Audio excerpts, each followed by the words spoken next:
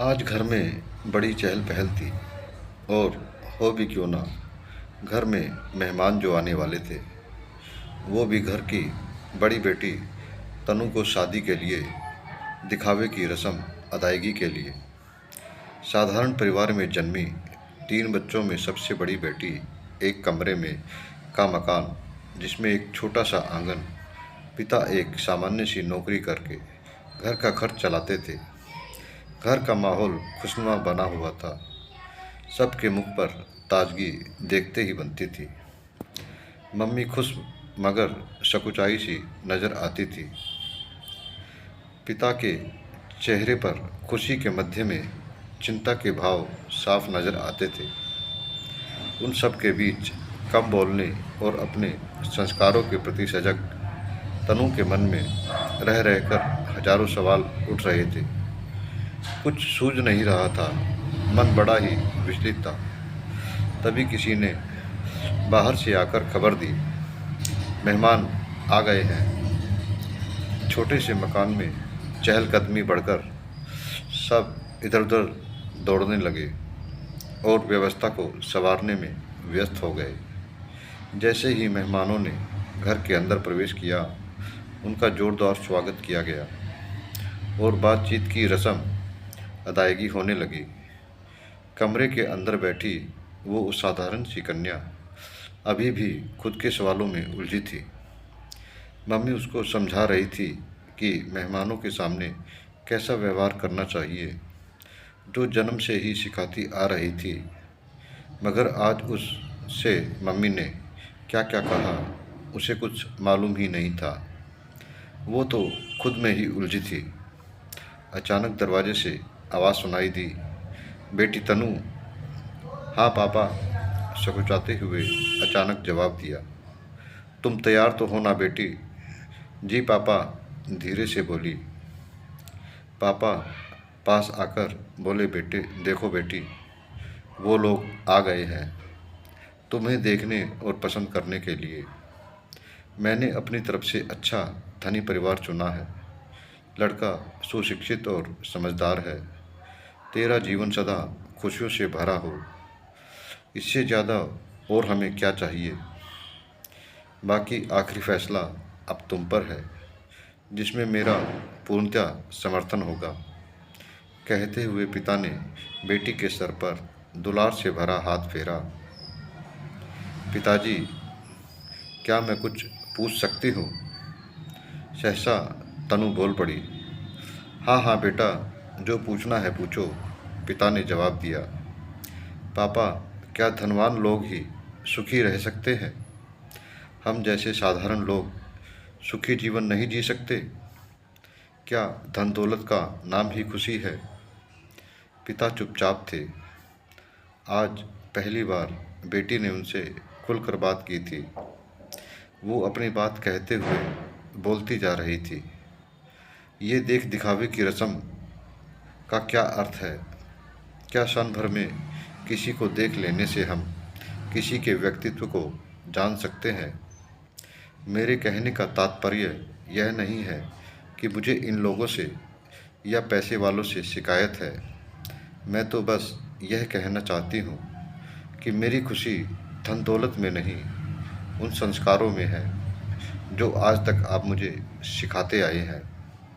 मैंने आपसे ही जाना है कि व्यक्ति से ज़्यादा अहम उसका व्यक्तित्व होता है। अगर दो व्यक्तियों के विचारों में समानता हो तो इंसान हर हाल में खुश रह सकता है, वरना अच्छा भला जीवन भी नरक की भेंट चढ़ जाता है। पिता चुपचाप उसकी बातें सुन रहे थे। बातों में सच्चाई थी और हकीकत में जीवन का मूल मंत्र भी थी। बेटी धारा प्रवाह बोलती जा रही थी, मानो उसके अंदर का सैलाब आज फूट पड़ा हो और वो उसमें शब्दों के माध्यम से कतरा कतरा बह रही थी। क्या दिखावे की रस्म का इतना बड़ा स्वांग रचकर ही हम एक दूजे के बारे में जान सकते हैं?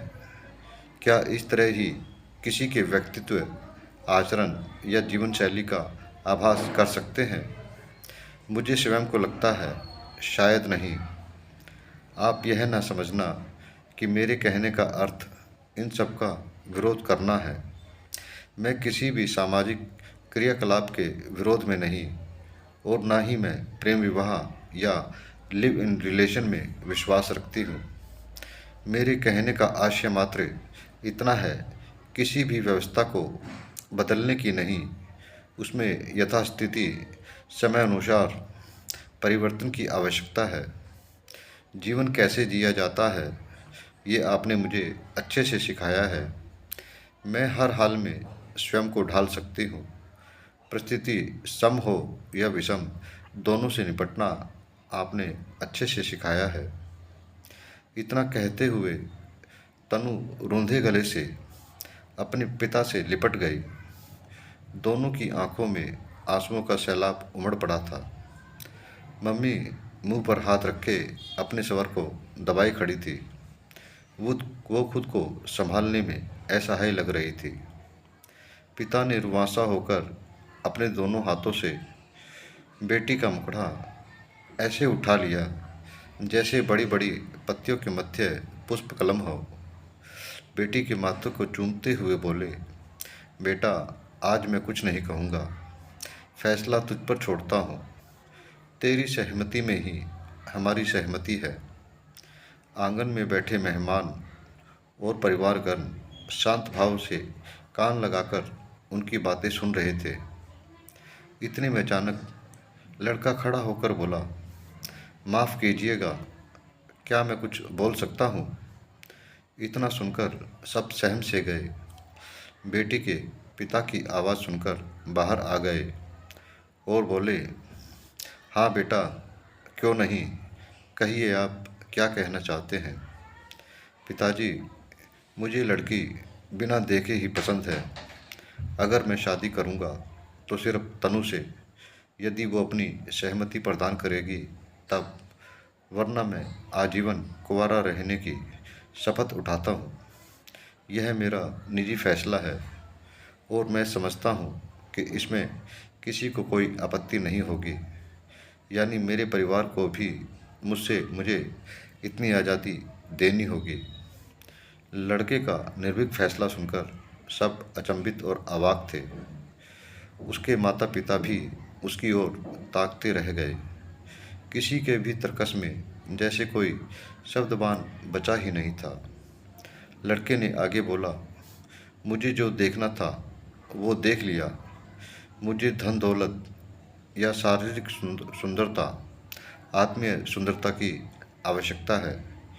धन दौलत से तो मैं बचपन से ही खेला हूँ, मगर जो संपत्ति आज मुझे तनु के विचारों से प्राप्त हुई है, उससे मुझे आशा ही नहीं, विश्वास हो उठा है कि एक के बदले एक मैं बदला, इसका मतलब हम बदल गए। और जब हम बदले तो जग बदले या ना बदले, कम से कम अपनी आने वाली पीढ़ी को तो बदल ही सकते हैं। उसकी ये बातें सुनकर माहौल में हल्कापन आ गया। अंदर ही अंदर कमरे में दीवार के सहारे खड़ी तनु ये सब बातें सुनकर रोते रोते मुस्कुरा रही थी और बाहर का शांत माहौल फिर से खुशियों की रफ्तार पकड़ चुका था। सबके चेहरों पर मुस्कान तैर रही थी और माहौल खुशनुमा हो चुका था। जय श्री राम।